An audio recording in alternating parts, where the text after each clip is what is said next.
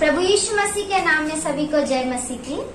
प्रिय भाई और बहनों, आज हम बाइबल के स्त्री के विषय में ध्यान करने वाले हैं। वह स्त्री कौन है कहने से आप सभी को पता होगा, इसहाक की पत्नी। इसहाक की पत्नी रिबका के विषय में आज हम ध्यान करने वाले हैं। तो ये रिबका नाम का अर्थ क्या है कहने से बांधना। रिबका नाम का अर्थ क्या है कहने से बांधना। नीति वचन इसका 14 अध्याय पहले वचन को अगर हम पढ़ेंगे, वहां पर ऐसा लिखा है, हर बुद्धिमान स्त्री अपने घर को बांधती है। मतलब हर स्त्री बांधने वाली रहनी चाहिए करके बाइबल में लिखा हुआ है। तो रिबका भी ये बांधने वाली थी करके हम देख सकते हैं। तो रिबका कौन है कहने से अब्राहम का भाई नाओर, नाओर का पुत्र बतूएल और बतूएल की बेटी ही रिबका थी। रिबका बाहरी रूप से और अंदरी रूप से बहुत ही सुंदर स्त्री थी और उसी प्रकार से अपने कुंवारेपन को बचा के रखने वाली, कुंवारेपन में सावधान रहने वाली और कुंवारेपन को संभालने वाली स्त्री की तरह हम देख सकते हैं। तो ये रिबका बतूएल की बेटी थी। रिबका के विषय में अगर हमें पूरी जानकारी चाहिए तो उससे पहले हम संदर्भ को देखेंगे। संदर्भ को अगर हम विचार करेंगे, जब अब्राहम बूढ़ा होता है तब अब्राहम को ऐसा लगता है अब मेरा बेटा बड़ा हो गया है, इसहाक बड़ा हो गया है, अब उसका विवाह कर देना चाहिए। इसहाक जब 40 वर्ष का था तब अब्राहम को ये सवाल आता है। तब अब्राहम अपने घर के बड़े दास एलियाजर को बुलाते हैं और एलियाजर इस प्रकार से कहते हैं कि मेरे बेटे का इसहाक का विवाह करना है, तो मुझे इस देश की स्त्री नहीं, लेकिन मुझे मेरे स्वदेश की स्त्री चाहिए जिससे मैं इसहाक का विवाह कर दूं। और ये बात सुनने के बाद एलियाजर क्या कहता है कि मैं आपके स्वदेश में जाके उस स्त्री को लाऊंगा। तब एलियाजर के झाग पर अब्राहम हाथ रखकर उसे शपथ लेते हैं और उसे कहते हैं कि यहोवा तेरे संग रहेगा, तू वहां पर जाके मेरे बेटे के लिए एक स्त्री को लाना। तब अब्राहम को ऐसा लगता है कि एलियाजर खाली हाथ जाना अच्छा नहीं है। तब अब्राहम क्या कहता है, अपने ऊंटों में से 10 अच्छे ऊंटों को एलियाजर को देता है। अपने संपत्ति में से कुछ थोड़ा सा धन एलियाजर को देकर एलियाजर को भेज देता है। एलियाजर ऊंट पर से सवार होकर यात्रा करके अब्राहम के स्वदेश में पहुंचता है। पहुंचने के बाद एलियाजर वहां पर सोचने लगता है कि मैं यहाँ पर कैसे ढूंढूं, कि इसहाक के लिए मैं स्त्री को कैसे ढूंढूं। ये सवाल आने के बाद फिर एलियाजर प्रार्थना करता है, परमेश्वर से कहता है कि परमेश्वर देख, मैं इस कुएं के पास हूँ और जब एक स्त्री अगर आके इस कुएं में से पानी निकालेगी और मैं जाकर उसको पानी मांगूंगा, तो जो स्त्री मुझे पानी पिलाएगी तो मैं जान लूंगा कि मेरे स्वामी के बेटे इसहाक के लिए जिस स्त्री को आपने चुना है वो यही स्त्री होगी। इस प्रकार से प्रार्थना करके एलियाजर वहां पर इंतजार करता है। एलियाजर जब भी कोई भी काम करता था तब वो परमेश्वर से प्रार्थना करता था। एलियाजर के अंदर ये एक अच्छा गुण था कि वो परमेश्वर की इच्छाओं को जानने के लिए परमेश्वर से हर समय प्रार्थना करता था और प्रार्थना करके इंतजार करता था कि परमेश्वर उसका उत्तर जरूर देगा। तब क्या होता है, रिबका अपने कंधे पर धड़ा लेकर कुएं के पास आती है और कुएं के पास आके कुएं में उतर के कुएं में से पानी भरकर बाहर आती है। जैसा एलियाजर रिबका को देखता है, तुरंत रिबका के पास दौड़ के जाता है और रिबका से कहता है कि बेटी मुझे थोड़ा सा पानी पिलाओ। और रिबका क्या कहती है, ले पानी पी ले और तृप्त हो जा। फिर एलियाजर जैसे पानी पी के तृप्त होता है, तब रिबका देखती है कि उसके पास ऊंट भी है। तब रिबका सारे ऊंटों को पानी पिलाती है, कुएं में उतरती है, पानी लेती है, ऊपर आती है और सारे ऊंटों को इस प्रकार से रिबका पानी पिलाती है। और फिर तब एलियाजर क्या कहता है, रिबका को पूछता है कि तू कौन है, तेरा नाम क्या है, तेरे घर वाले तेरे पिता का नाम क्या है। तब रिबका कहती है कि मेरा नाम रिबका है और मैं बतूएल की बेटी हूँ। तब एलियाजर को ऐसा लगता है कि ये तो मेरे स्वामी के घराने से ही है, ये तो अब्राहम के घराने की है। तब फिर एलियाजर अपने पास से कंगन को रिबका को पहनाते हैं और उसके पास के नथ को रिबका को पहनाते हैं और तब कहते हैं कि रिबका, क्या आपके घर में जगह है? हम आज आपके घर में रुकेंगे। रिबका बोलती है कि हाँ, मेरे घर में जगह है, आप आ सकते हो, मेरे घर में रुक सकते हो। फिर रिबका वहां से चली जाती है। घर में जाने के बाद रिबका सारी बातें जो कुएं के पास हुई थी अपने पिताजी को बताती है। और जब उसका पिताजी ये सारी बातों को सुनता है और उसका भाई लाबान जब देखता है कि रिबका के हाथ में कंगन और उसके नाक में नथ है, तब वो तुरंत ही कुएं के पास जाके एलियाजर को अपने घर में लाते हैं।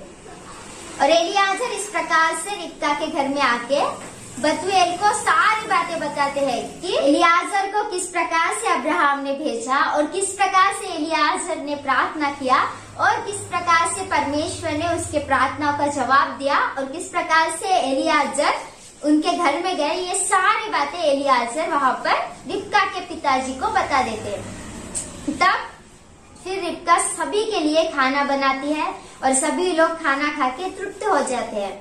फिर पूछा जाता है रिबका को बुलाकर कि रिबका, क्या तुम इनके साथ जाएगी? तब रिबका कहती है कि हाँ, मैं इनके साथ जाऊंगी। फिर सारे घर के लोग रिबका को आशीर्वाद देते हैं, उसका भाई आशीर्वाद देता है, उसके पिता आशीर्वाद देते हैं और इस प्रकार से एलियाजर के साथ रिबका को भेज देते हैं। और रिबका ऊंट पे बैठ के ना देखे हुए देश में, ना देखे हुए पुरुष के पास जाने के लिए तैयार होती है और इस प्रकार से वो ऊंट पे बैठ के चली जाती है। जैसे रिबका उस गांव में पहुंचती है, नगर में पहुंचती है, तो खेत में इसहाक दिखाई देता है। जब वो इसहाक को देखती है, उसको नहीं पता है कि वो कौन है। तब एलियाजर को पूछती है कि दूर मैदान में जो पुरुष है वो कौन है? तब एलियाजर कहता है कि मेरे स्वामी का बेटा इसहाक यही है जिसके साथ आपका विवाह होने वाला है। ये बात को सुनने के बाद रिबका ऊंट पर से उतरती है और घूंघट लेती है और इसहाक से मिलने के लिए वहां पर जाती है और इसहाक से रिबका मिलती है। फिर उनका विवाह किया जाता है और उनका विवाह होने के बाद इसहाक को 2 पुत्र उत्पन्न होते हैं, याकूब और एसाव। इस प्रकार से रिबका दोनों पुत्रों को जन्म देकर एक आशीषित स्त्री कहलाती है। परमेश्वर ने इसे बहुत ही आशीषित किया और इसके द्वारा परमेश्वर ने बहुत ही आशीषित किया करके हम देख सकते हैं। यह है रिबका का पूरा संदर्भ। तो हम रिबका के जीवन से क्या सीखेंगे? अभी तो हमने रिबका के बारे में देखा, लेकिन रिबका के जीवन से एक स्त्री होने के नाते एक स्त्री को क्या सीखना चाहिए? एक कलीसिया होने के नाते कलीसिया को क्या सीखना चाहिए? स्त्री मतलब आत्मिक रूप से हम देखेंगे तो कलीसिया। अब ऐसा मत सोचिए कि एक स्त्री के बारे में है तो हम पुरुष लोग इस वीडियो को नहीं देख सकते, पुरुष लोग इस स्त्री के बारे में नहीं सुन सकते, लेकिन स्त्री मतलब कलीसिया है। परमेश्वर सभी कलीसिया से अपने वचनों के द्वारा ही बात करते हैं। तो हम रिबका के जीवन से आज सीखने वाले, हम रिबका के जीवन से बहुत सी ऐसी बातें हैं जो सीखने वाले हैं। हम 3 बातों को देखेंगे। रिबका कैसी थी, रिबका ने क्या किया और कलीसिया होने के नाते, एक स्त्री होने के नाते हमें क्या करना है, हमारा जीवन कैसा रहना है। सबसे पहली बात को अगर हम देखेंगे, रिबका के जीवन से सबसे पहली बात को अगर हम देखेंगे, उत्पत्ति इसका 24 अध्याय 17 वचन से लेकर 20 वचन तक। उत्पत्ति इसका 24 अध्याय 17 वचन से लेकर 20 वचन तक। सबसे पहला पॉइंट यह है कि रिबका के अंदर सहायता करने का गुण था, कष्ट करने का गुण था और अतिथि सत्कार करने का गुण था। ये 3 बातें पहले पॉइंट में हम देख सकते हैं। हम कहेंगे कि रिबका के अंदर कैसे सहायता करने का गुण था, कैसे कष्ट करने का गुण था, या फिर कैसे अतिथि सत्कार करने का गुण था।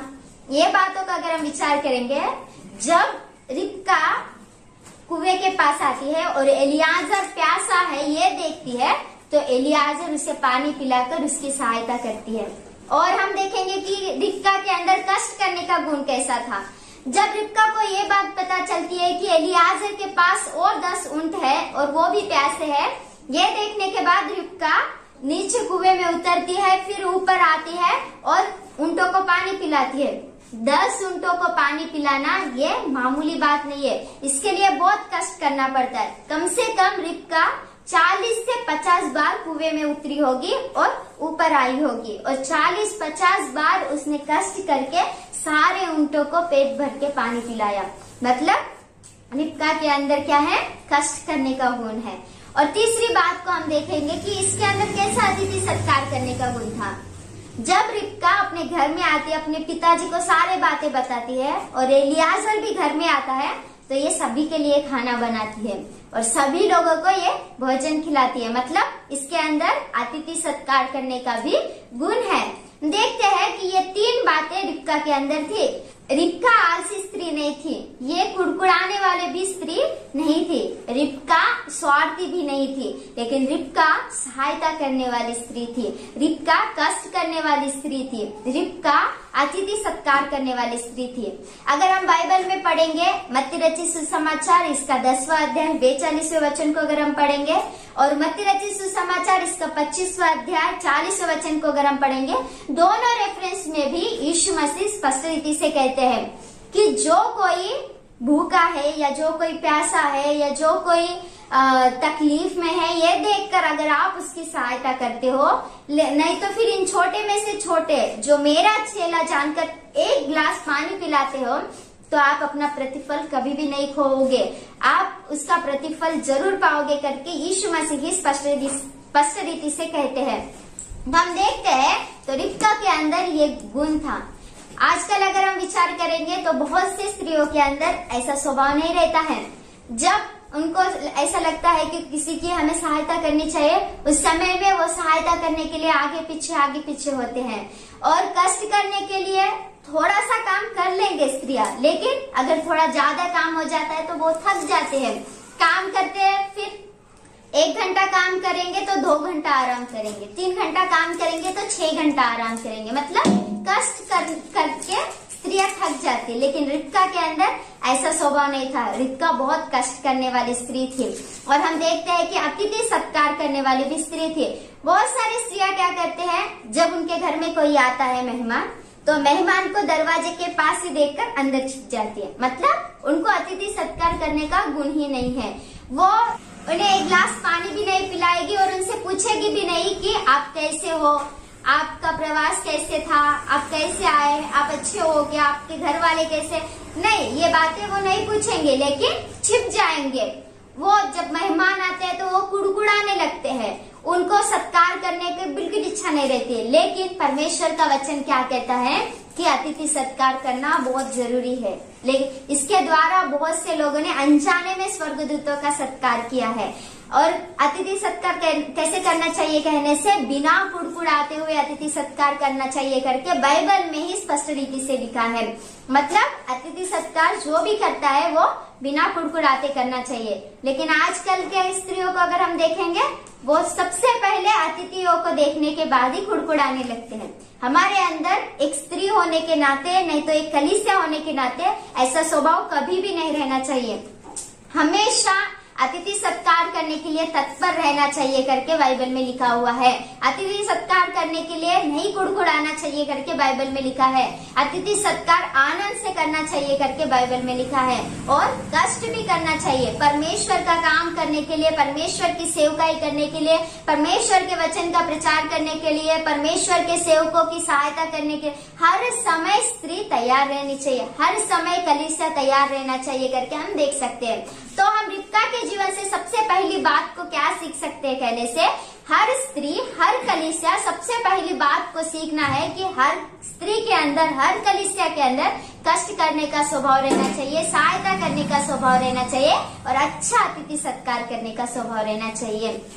तो ये पहले पॉइंट के द्वारा हम सीखते हैं। दूसरे पॉइंट के द्वारा हम क्या सीखते हैं रिबका के जीवन से, दूसरे पॉइंट के द्वारा हम क्या सीख सकते हैं कहने से, उत्पत्ति इसका 24 अध्याय 50 वचन से लेकर 61 वचन तक। यहाँ पर क्या है, रिबका को जब पता चला कि परमेश्वर की इच्छा क्या है, परमेश्वर चाहते हैं कि मेरा विवाह इसहाक के साथ हो, जब उसको परमेश्वर की इच्छा पता चली तब वो परमेश्वर की इच्छा के अधीन हो गई। मतलब परमेश्वर के इच्छा के अधीन होने वाली स्त्री है करके हम दूसरी बात सीख सकते हैं। ये पूरी रीति से अपने आप को परमेश्वर की इच्छा के अधीन किए। वो कैसे, जब एलियाजर घर में आते हैं और उसके पिताजी को बताते हैं कि मैंने प्रार्थना किया था, जो स्त्री मुझे पानी पिलाएगी प्रभु मैं जानूंगा कि ये वही स्त्री है जिसे आपने इसहाक के लिए चुना है। ये बात जब इस रिबका सुनती है तब रिबका को पता चलता है कि परमेश्वर ने मुझे चुना है इसहाक के साथ विवाह करने के लिए। तो वो क्या करती है, जब उसको पूछा जाता है कि तू क्या जाएगी एलियाजर के साथ उस देश में, उस गांव में, उस इसहाक के साथ विवाह करने के लिए, तो वो तुरंत हाँ कहती है। उसने कभी इसहाक को नहीं देखा, उसने कभी वो देश को नहीं देखा, उसने कभी वो गांव को नहीं देखा, लेकिन अंधे के देश में, अंधे के गांव में, अंधे के पुरुष के साथ विवाह करने के लिए ये एलियाजर के साथ चली। क्यों? मतलब उसको पता था कि ये परमेश्वर की इच्छा है और मुझे परमेश्वर की इच्छा के अधीन होना है। हम देखते हैं आजकल बहुत सारे लोगों के अंदर ये बात नहीं रहती है। ये लोगों को पता रहता है कि परमेश्वर की इच्छा क्या है, परमेश्वर मेरे जीवन से क्या चाहते हैं, परमेश्वर मेरे अंदर क्या देख रहे हैं और मुझे क्या करना चाहिए, सारी बातें सभी को पता रहती है, लेकिन परमेश्वर की इच्छा के अधीन होना ये लोग पसंद नहीं करते। लेकिन रिबका ने क्या किया कहने से, रिबका अनदेखे देश में परमेश्वर की इच्छा है करके गई। रिबका अनदेखे पुरुष के साथ विवाह करने के लिए परमेश्वर की इच्छा है करके गई। हर एक स्त्री के अंदर, हर एक कलीसिया के अंदर क्या रहना चाहिए कहने से, जब भी वो लोग जानते हैं कि ये परमेश्वर की इच्छा है, परमेश्वर मेरे जीवन से ये चाहते हैं, तब परमेश्वर की इच्छा के अधीन हमें पूरा समर्पण दिखाना चाहिए। जिस प्रकार से रिबका ने किया, जिस प्रकार से रिबका आराम देश को चली गई, उस प्रकार से अगर हमें भी लगता है कि परमेश्वर की ये इच्छा है तो हमें परमेश्वर की इच्छा के अधीन होना बहुत ही जरूरी है। इब्रानियों इसका 12वां अध्याय 9वें वचन को अगर हम पढ़ेंगे, प्रेरितों के काम इसका 5वां अध्याय 29वें वचन को अगर हम पढ़ेंगे, याकूब इसका 4था अध्याय 7वें वचन को अगर हम पढ़ेंगे, व्यवस्था विवरण इसका 13 अध्याय 4थे वचन को अगर हम पढ़ेंगे, तो यहाँ पर परमेश्वर की इच्छा के अधीन रहने वालों को परमेश्वर बहुत ही आशीष देता है करके लिखा हुआ है। जब भी हमें पता रहता है कि ये परमेश्वर की इच्छा है और हम उसी प्रकार से करते हैं, तब परमेश्वर हमें आशीष देता है। जब भी हम परमेश्वर की इच्छा के अधीन होते हैं तब परमेश्वर हमें आशीष देता है। तो रिबका के जीवन के द्वारा हम क्या सीख सकते हैं कहने से, जब हमें पता चलता है कि परमेश्वर की ये इच्छा है तो हमें परमेश्वर की इच्छा के अधीन रहना और समर्पित जीवन के साथ जीना चाहिए करके हम देख सकते हैं। परमेश्वर की इच्छा के अधीन रहना बहुत ही जरूरी है और समर्पण एक स्त्री के अंदर, एक कलीसिया के अंदर रहना बहुत जरूरी है। जब हमारे अंदर समर्पण नहीं रहेगा, अधीनता नहीं रहेगी, तब हम कुछ भी नहीं कर पाएंगे। अगर हमारे अंदर कुछ करने के लिए इच्छा है और हमारे अंदर उसके प्रति समर्पण है और हमारे अंदर उसके प्रति अधीनता है, तब हम परमेश्वर के लिए कुछ कर सकते हैं, तब हम परमेश्वर की इच्छा को पूरा कर सकते हैं। अगर हमारे अंदर उस समर्पण नहीं है तो हम परमेश्वर के लिए परमेश्वर की इच्छा पूरा कभी नहीं कर पाएंगे। लेकिन जब परमेश्वर की इच्छा हम जानते हैं और हमारे अंदर वो समर्पण आता है, तब हम परमेश्वर के लिए परमेश्वर की इच्छा पूरा करते हैं। तो एक स्त्री होने के नाते, एक कलीसिया होने के नाते परमेश्वर हमसे क्या चाहते कहने से, जब भी परमेश्वर की इच्छा हमारे पास आती है तब हमें परमेश्वर की इच्छा के अधीन होकर एक समर्पित जीवन जीना चाहिए करके हम देख सकते हैं। और तीसरी बात, रिबका के जीवन से हम क्या सीख सकते हैं कहने से, उत्पत्ति इसका 24 अध्याय 64 वचन से लेकर 67 वचन तक अगर हम पढ़ेंगे, उत्पत्ति इसका 24 अध्याय 64 वचन से लेकर 67 वचन तक अगर हम पढ़ेंगे, तो वहाँ पर रिबका अपने पति के अधीन होकर पति को गौरव करने वाली, आदर करने वाली स्त्री है करके हम देखते हैं। वो कैसा कहने से, जब रिबका ऊंट पे बैठकर जा रही थी एलियाजर के साथ और जैसे वो आराम देश में पहुंचती है, तब एक मैदान पे उसको पुरुष दिखाई देता है और उस पुरुष को देखने के बाद रिबका क्या करती है, एलियाजर को पूछती है कि ये कौन है। तब एलियाजर बताता है कि ये मेरे स्वामी का बेटा इसहाक है, जिसके साथ आपको विवाह करना है। ये बात सुनने के बाद रिबका क्या करती है, ऊंट पर से उतरती है और अपने सिर पर घूंघट लेती है। ऊंट पर से उतरना इसका मतलब क्या होता है कहने से, नम्रता को दर्शाता है, और घूंघट लेना इसका अर्थ क्या होता है कि मैं आपके अधिकार के अधीन में हूँ, ये बातों को बताना। हम देखते हैं कि रिबका ने ये दोनों भी बातें वहां पर की। उसने ऊंट पर से उतरकर अपने आप को नम्र किया और उसने अपने सिर पे घूंघट लेकर अपने पति को आदर दी। अपने पति से उसने ऐसा कहा कि मैं आपके अधिकार के अधीन में हूँ, और वो क्या करती है कि वहां से फिर वो चले जाते हैं। पहला कुरिन्थियों इसका 11वां अध्याय 10वें वचन को अगर हम पढ़ेंगे, इफिसियों इसका 5वां अध्याय 22वें वचन को अगर हम पढ़ेंगे तो यहाँ पर ऐसा लिखा है कि पति के अधीन रहना चाहिए, पति के हर बातों को मानना चाहिए। बहुत सारे लोगों के अंदर हम क्या देखते हैं कि वो लोग पति के अधीन में नहीं रहते हैं। पति एक प्रकार से सोचता है, पत्नी एक प्रकार से सोचती है। पति एक करना चाहता है, पत्नी एक करती है। पति एक मार्ग पर चलना चाहता है, पत्नी दूसरे मार्ग पर चलना चाहती है। मतलब उनके अंदर अधीनता नहीं रहती है। लेकिन हर स्त्री के अंदर पति के प्रति अधीनता रहना चाहिए करके हम रिबका के जीवन से सीखते हैं। रिबका अपने पति के अधीन थी, हमें भी परमेश्वर के अधीन रहना चाहिए। उसी प्रकार से हर स्त्री पति के अधीन रहना चाहिए करके हम देखते हैं। बहुत सारे लोग क्या करते हैं, पति को देखने के बाद उसको आदर नहीं देते, उसका गौरव नहीं करते, उसको सम्मान नहीं देते। जब भी पति को देखते हैं तब उनके अंदर हम ये नहीं देखते कि उनके अंदर नम्रता है, उनके अंदर दीनता है। बहुत सारी स्त्रियों को इस प्रकार से देखते हैं। और दूसरी बात, वो लोग अपने सिर पर घूंघट भी नहीं लेते। सिर पर घूंघट लेना इसका मतलब क्या होता है कि मैं आपके अधिकार के अधीन में हूँ। जब भी हम चर्च में जाते हैं हम सिर पर घूंघट लेते हैं। स्त्री होने के नाते हर स्त्री सिर पर घूंघट लेती है। सिर पर घूंघट क्यों लेती है स्त्री? इसका मतलब क्या है कहने से, वहाँ पर परमेश्वर की उपस्थिति रहती है। और जब परमेश्वर की उपस्थिति वहाँ पर रहती है तब हम परमेश्वर से ये कहते हैं कि परमेश्वर देख, मैं तेरे अधिकार के अधीन में हूँ। और इसी प्रकार से हम देखते हैं कि ये रिबका परमेश्वर से भी कहती है कि मैं तेरे इच्छा के अधीन हूँ, और पति से ये कहती है कि मैं तेरे अधिकार के अधीन में हूँ। हर स्त्री के अंदर ये स्वभाव रहना बहुत जरूरी है। हर स्त्री के अंदर नम्रता का स्वभाव रहना चाहिए। और दूसरी बात, पति के अधीन रहना चाहिए, पति के अधिकार के अधीन रहना चाहिए। पति अगर कहता है कि ये काम कर तो पत्नी करनी चाहिए। पति अगर कहता है यहाँ पर जा तो पत्नी जानी चाहिए, क्योंकि तभी तो हमें समझ में आता है कि ये अधिकार के अधीन में है। तो हर स्त्री के अंदर ये दो बातें रहना चाहिए करके हम तीसरे पॉइंट के द्वारा सीख सकते हैं।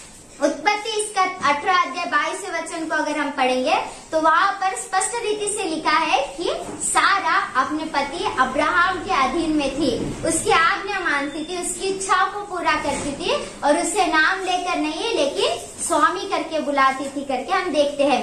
तो हर स्त्री के अंदर ऐसा स्वभाव रहना चाहिए। पूर्व काल में जो स्त्रियां थी, जो स्त्रियां अपने आप को पवित्र जीवन के साथ जीती थी, उस स्त्रियों को देखने के बाद हमें उनके तरह जीना चाहिए करके हम बाइबल में स्पष्ट रीति से देखते हैं। वो हमारे लिए एक आदर्श है। हर स्त्री के लिए पूर्व काल में जो पवित्र स्त्रियां थी वो आदर्श है।